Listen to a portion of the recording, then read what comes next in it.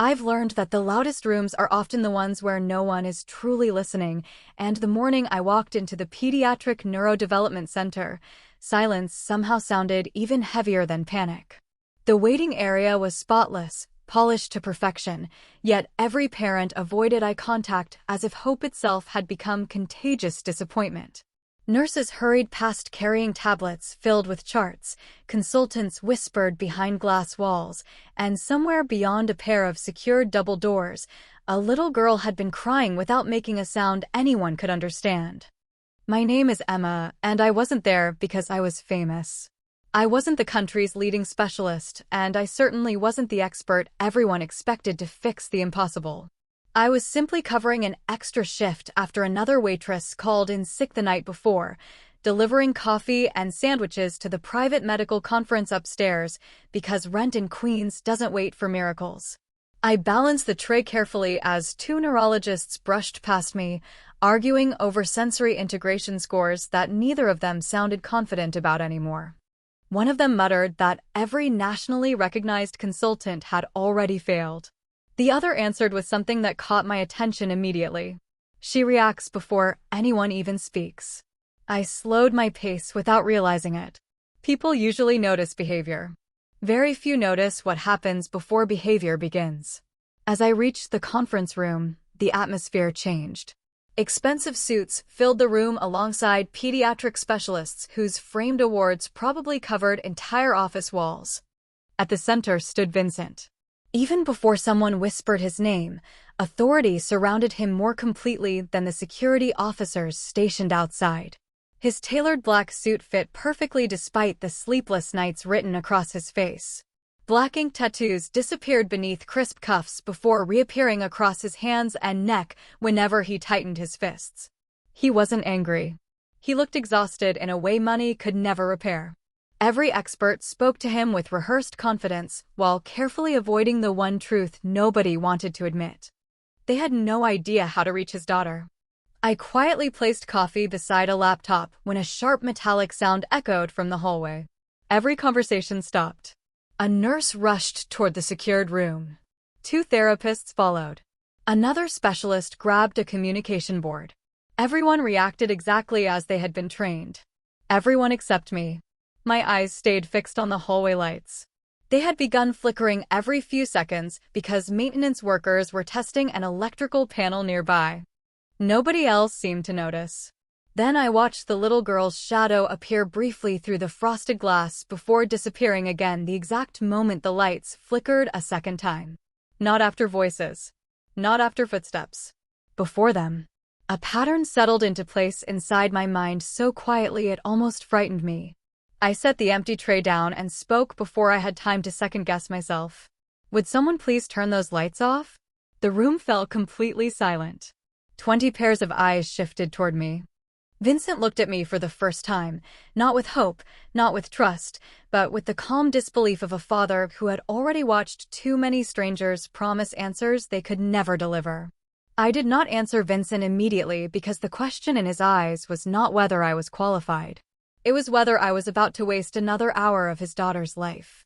Around us, the conference room slowly filled with the quiet discomfort of people who suddenly realized a waitress had interrupted specialists with decades of experience. One physician folded his arms. Another sighed loud enough for everyone to hear.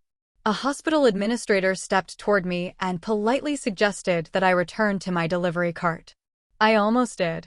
Then the hallway lights flickered again. I looked at Vincent instead of the doctors. "Please," I said softly. "Give me 2 minutes. If I am wrong, I will leave." His jaw tightened, but he surprised everyone by raising one hand. Every conversation stopped instantly. Authority did not need volume when it belonged to someone like him. "Turn the lights off," he said.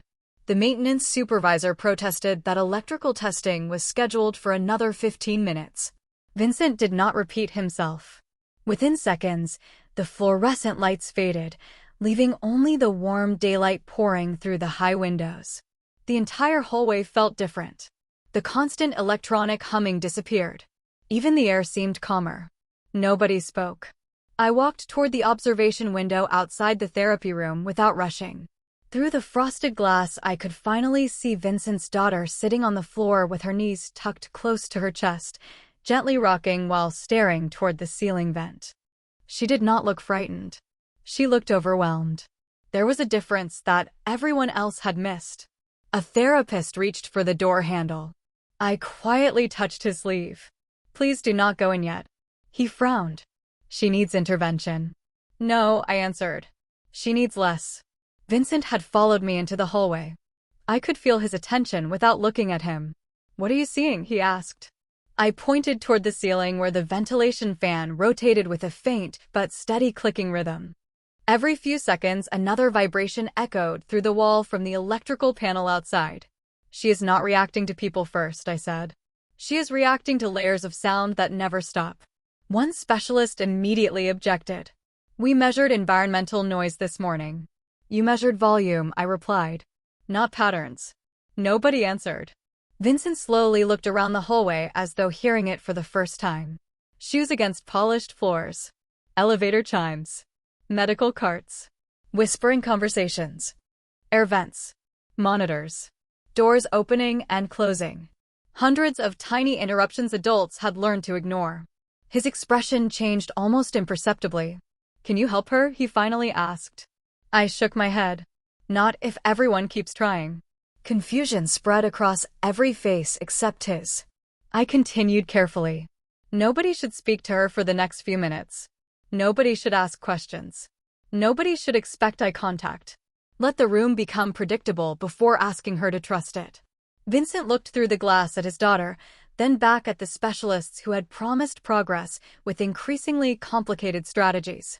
For the first time that day, he dismissed every recommendation with a single quiet sentence. "Everyone waits." An uncomfortable silence settled over the hallway, but it no longer felt empty. It felt intentional. As the last unnecessary noise faded away, his daughter slowly lifted her head. She was not looking at any of us. She was listening to something that had finally disappeared, and for the first time since I had entered the building, I believed she might be ready to notice something new. No one moved after Vincent spoke. The hallway became so still that I could hear the gentle ticking of the wall clock blending with the soft rhythm of the ventilation system. His daughter remained on the floor inside the therapy room, no longer covering her ears, no longer retreating deeper into herself. She simply waited. Most people would have called that nothing. I knew better. Sometimes the smallest pause was the hardest victory to earn. A senior specialist quietly approached me with a folder filled with treatment plans. "What technique are you using?" he whispered. I smiled politely and pushed the folder back toward him. "None." His expression tightened with confusion. Years of education had taught him to search for a protocol. I was searching for permission. I slowly opened the therapy room door just enough to step inside alone. I did not carry picture cards, electronic devices, or sensory toys. I left every tool outside because I did not want another object competing for her attention. Vincent watched through the observation window without saying a word. I could almost feel the weight of his hope pressing against the glass, but he honored the promise he had made by staying exactly where he was. I sat several feet away from his daughter and turned slightly sideways instead of facing her directly. I did not introduce myself. I did not ask her name. I did not tell her everything would be okay because I had no right to promise something I could not control. I simply rested my left hand on my knee and tapped 2 slow beats with my fingertips before waiting in complete silence. Nothing happened. Another specialist outside shifted impatiently. I ignored him. After several long seconds, I repeated the same 2 gentle taps, leaving exactly the same space afterward. It was not a code. It was not therapy. It was consistency. Human beings often trust patterns before they trust people. The room remained perfectly quiet. Then I noticed the smallest movement. Her right index finger brushed lightly against the sleeve of her sweater once, then stopped. I did not react. If I celebrated too quickly, I would interrupt the moment. Instead, I waited another few breaths before tapping the same 2 beats again. This time her shoulders relaxed just enough for me to notice. She still avoided looking at me, but her breathing settled into the same rhythm as my hand. Outside the glass, several doctors leaned forward at the exact same moment. Vincent did not. He stayed perfectly still, almost afraid that hope itself might be loud enough to break whatever fragile bridge had begun to form. Nearly a full minute passed before something extraordinary happened. Without lifting her head, the little girl slowly tapped 2 gentle beats against the floor with her fingertips. The sound was barely audible, but it reached me as clearly as spoken words. I answered with the same rhythm, never changing the pace, never asking for more. For the first time all morning, communication existed without pressure. When I finally looked toward the observation window, Vincent was no longer studying me. His eyes were fixed entirely on his daughter, and the guarded expression he had carried like armor since I met him had cracked just enough to reveal something far more powerful than authority. It was the fragile beginning of belief. The tiny rhythm continued for another minute until I gently rested my hand on my lap without signaling again. I wanted the silence to belong to her now, not to me. She did not panic when the tapping stopped. She simply remained where she was, breathing more evenly than when I had first entered the room. That alone was enough to tell me we had not forced a response. We had earned trust. I slowly stood, careful not to disturb the fragile calm, and stepped back into the hallway where every face seemed to be waiting for an explanation that could fit inside a medical report. None of them spoke first. Vincent finally broke the silence. What exactly was that? I looked at him before answering. It was not a treatment. It was permission. His eyes narrowed slightly. Permission for what? Permission for your daughter to exist without feeling like every second was another test she had to pass. The specialists exchanged uncertain glances. One of them insisted that measurable intervention required structured communication goals. Another argued that evidence-based protocols could not rely on intuition. I listened respectfully because they were not wrong. They were simply looking through a different window. You have all been asking her to enter our world, I said quietly. Nobody stopped long enough to notice the world she was already surviving. Vincent remained silent. His expression had not softened, but something inside it had shifted. Authority still surrounded him, yet it no longer filled the room by itself. Curiosity had quietly taken its place. He asked the others to give us a few minutes alone. The hallway emptied one careful step at a time until only the 2 of us remained outside the observation window. He stared through the glass at his daughter for several long moments before speaking again. Do you know how many places I have brought her? I shook my head. 43. His voice stayed calm, almost too calm. Different cities. Different hospitals. Different specialists. Every one of them promised progress if I trusted the process. He gave a faint, humorless smile. I can buy almost anything. I started believing I could buy certainty too. I understood that he was not asking for sympathy. He was admitting something far more difficult. Parents do not purchase hope because they are foolish, I replied. They do it because they are afraid of running out of time. He looked at me for the first time without the distance he had worn since we met. And you, he asked. Why did you notice what none of them did? I glanced back toward the therapy room where his daughter had quietly leaned against the wall instead of curling into herself. Because when people feel overwhelmed, I stop watching what they are doing. I start watching what the world is doing to them. Vincent lowered his eyes briefly, his tattooed fingers tightening around the edge of the observation window before relaxing again. The answer seemed to reach somewhere deeper than the conversation itself. Behind the glass, his daughter slowly turned her head toward the hallway. She did not look directly at her father, and she did not look at me either. Instead, she listened to the peaceful room that had finally stopped demanding something from her, and for the first time that day, Vincent resisted every instinct to step forward. He simply stayed where he was, allowing patience to become the first promise he had ever truly kept for her. The fragile calm lasted less than 10 minutes before the outside world remembered it hated uncertainty. The conference room doors opened again, and this time the hallway filled with administrators, legal advisors, department directors, and specialists carrying fresh reports that sounded remarkably confident after witnessing a breakthrough they had not created.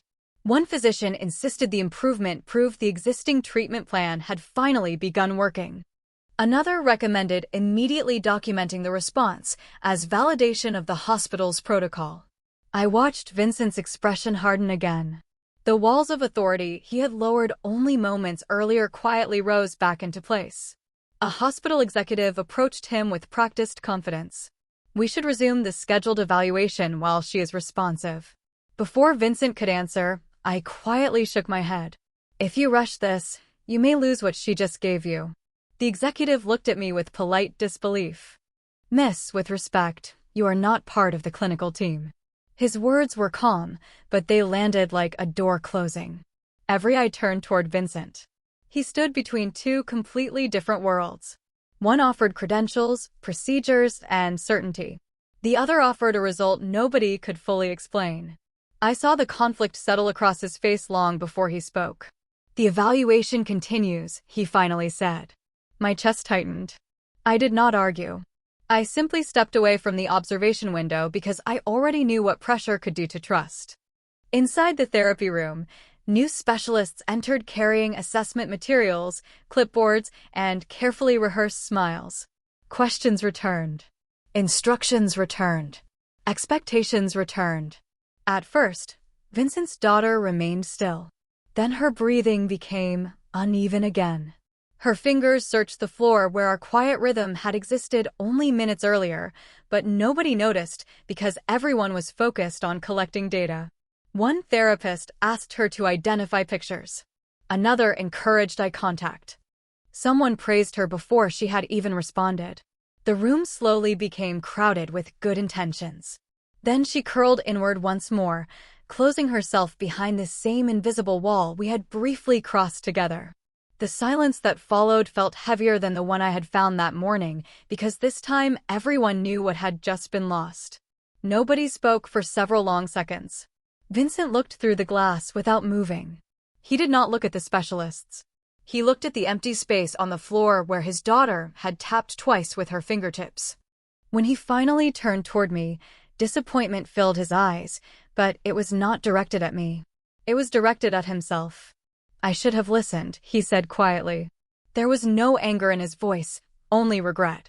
I wanted to answer immediately, yet I knew comfort offered too soon often sounded like forgiveness that had not been earned. "Trust cannot survive if it is constantly being tested," I said gently. "Children know the difference between someone who wants to understand them and someone who wants proof." Vincent lowered his head for a brief moment, his tattooed hands closing into restrained fists before relaxing again. Around us, the specialists quietly gathered their reports, but the confidence that had filled the hallway earlier had disappeared. They had witnessed progress, and they had watched it vanish, because the room had chosen control over connection. For the first time since I met him, Vincent did not defend the experts, the hospital, or even himself. He simply stood beside the glass, unable to hide the painful realization that the greatest obstacle between him and his daughter had never been her silence. It had been the world's endless refusal to stop talking. Vincent did not speak again until the last consultant quietly disappeared into the conference room, leaving only the faint echo of closing doors behind us. The hallway suddenly felt larger, emptier, as though the building itself understood something precious had slipped away. I remained beside the observation window because leaving now would have confirmed what everyone else already believed, that the opportunity had ended. Through the glass, his daughter had returned to tracing slow circles against the floor with one finger. She was not shutting the world out. She was rebuilding it into something predictable after too many people had pulled it apart. Vincent stared at the same movement without blinking. "Tell me the truth," he said quietly. "Did I ruin it?" I took a slow breath before answering. "No. But she learned something today." He finally looked at me. "What?"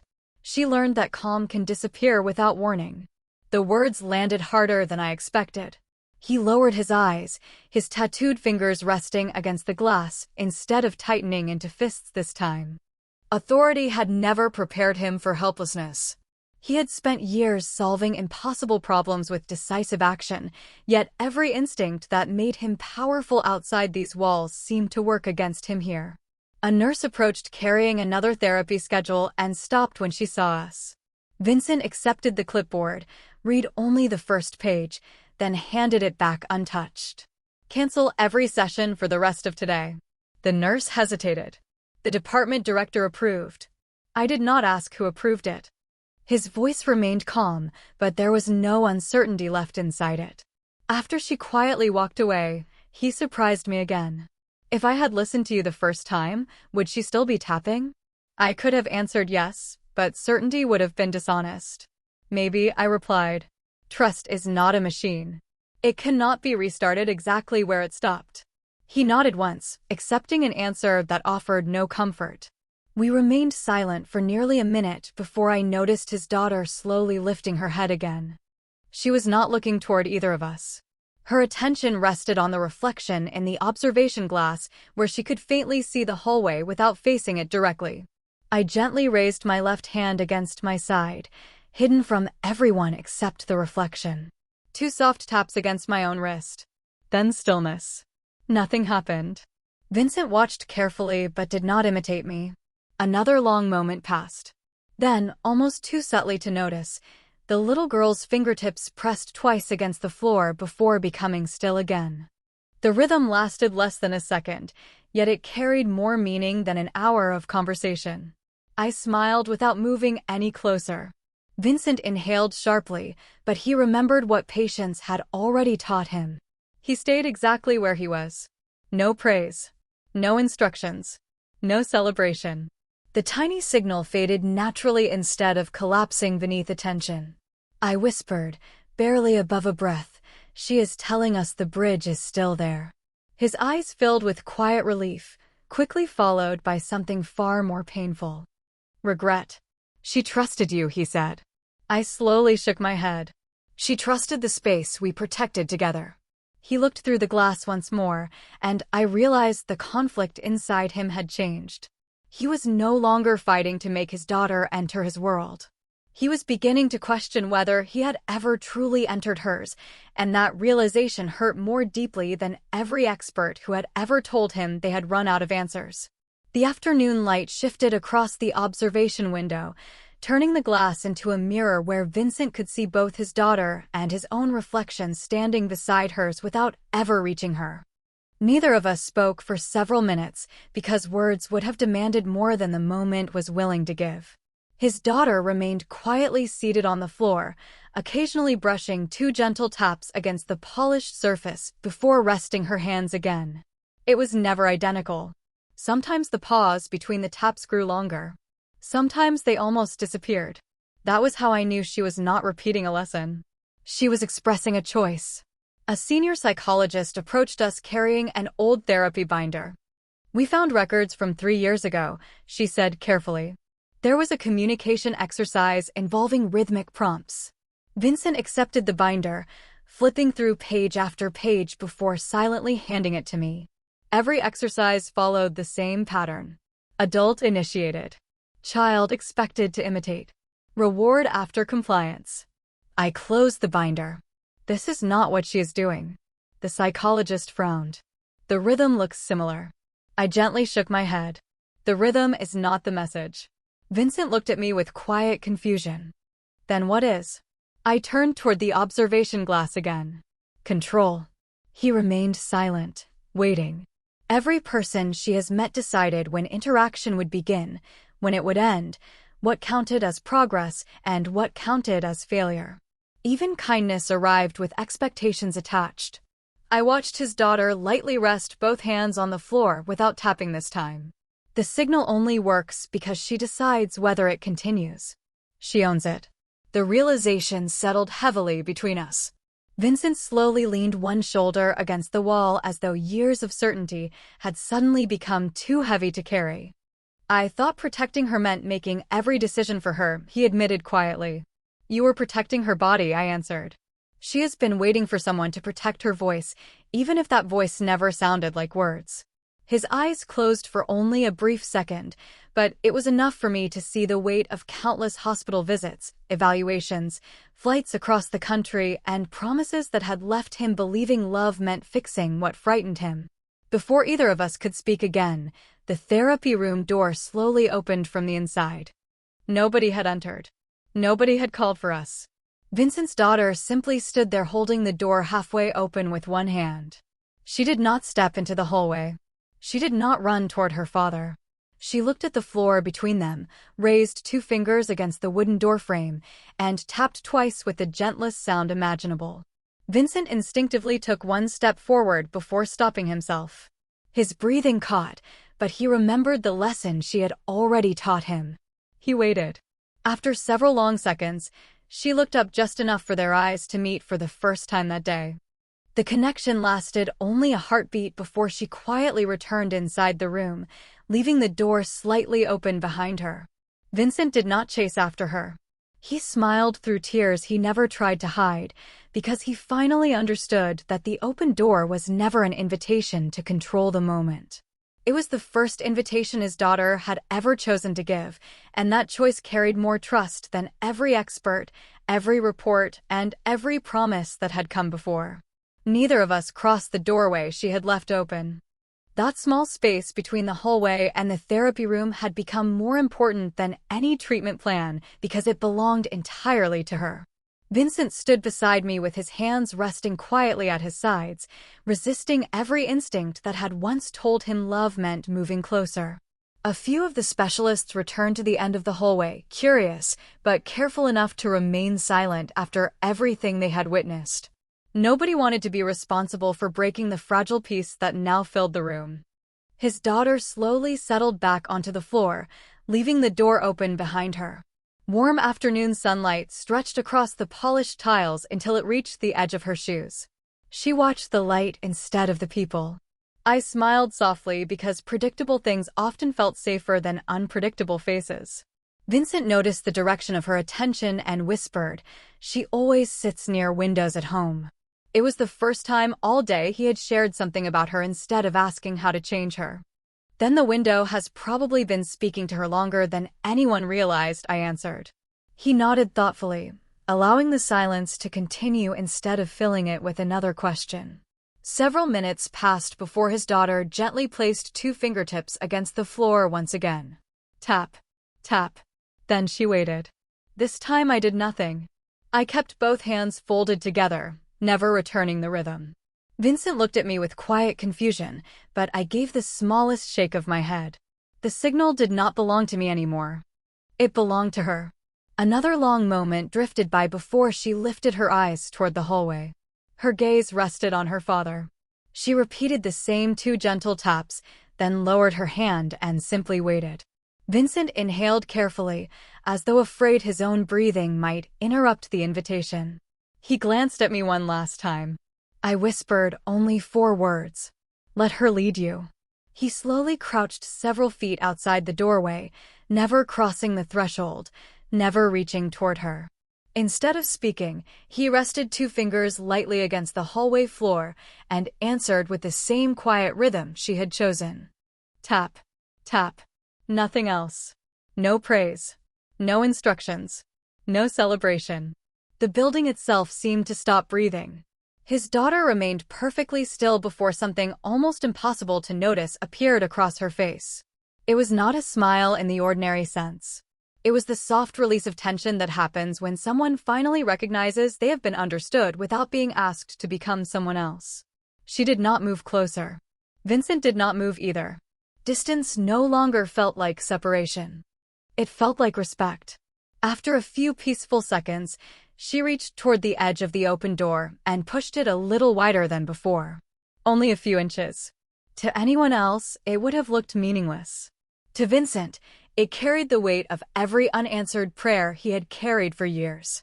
His eyes glistened as he quietly whispered, "Thank you." I knew he was not speaking to me. He was thanking the little girl who had finally shown him that trust could never be demanded, purchased, or rushed. It could only be welcomed when another heart decided it was finally safe enough to open the door on its own. The sun had almost disappeared behind the skyline when the hallway lights slowly brightened again, yet this time nobody rushed to fill the silence.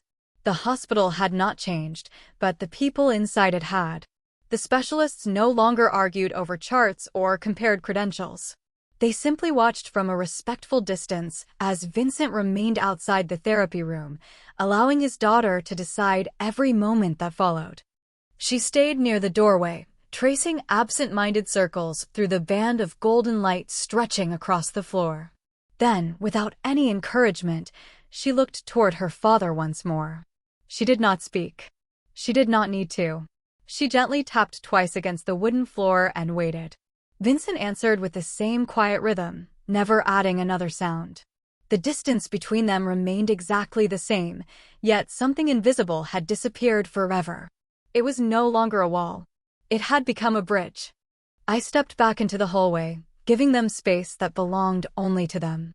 A nurse quietly walked beside me and whispered, "Will she keep improving?" I smiled because the question sounded so familiar. Everyone wanted guarantees. Everyone wanted a finish line. Today was not about improvement, I answered softly. Today was about trust. She nodded slowly, as though realizing those two things were not always the same. Behind us, Vincent's daughter carefully stood on her own.